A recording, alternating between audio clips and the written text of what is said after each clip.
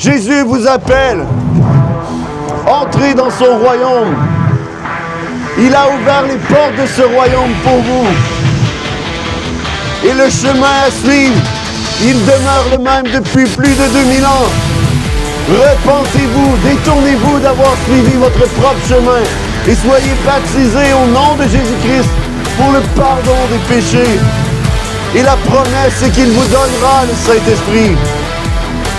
Et vous serez rachetés tant dans votre âme, votre corps et votre esprit. Parce que lorsque Dieu a créé l'homme, il a dit « Créons l'homme à notre image ». Il a créé l'homme à son image. Il a créé corps, âme et esprit. Et lorsque l'homme se repent de ses péchés, lorsque l'homme invoque le Seigneur dans la repentance, c'est son âme qui est réconciliée par le sang de Jésus-Christ versé à la croix pour vous. Si vous vous repentez de vos péchés, votre âme sera restaurée avec Dieu. Mais si vous êtes baptisé, c'est le corps du péché, c'est votre corps qui est enseveli dans la géhenne, dans l'enfer. Et pour ressusciter dans un nouveau corps, tel que Jésus a dit, si quelqu'un est en Christ, il est une nouvelle créature.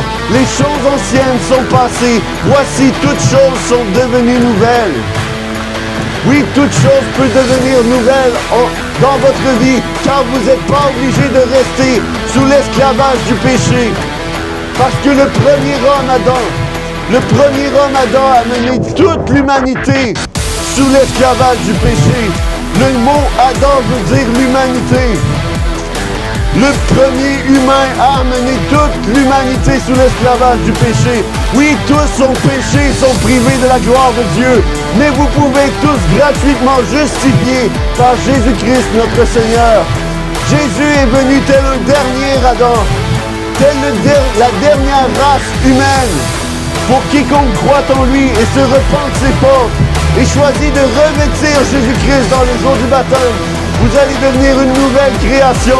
Vous n'aurez plus affaire à être esclave des ténèbres et des conséquences des péchés. Parce que vous serez justifiés par la grâce que Jésus-Christ a accomplie pour vous à la croix.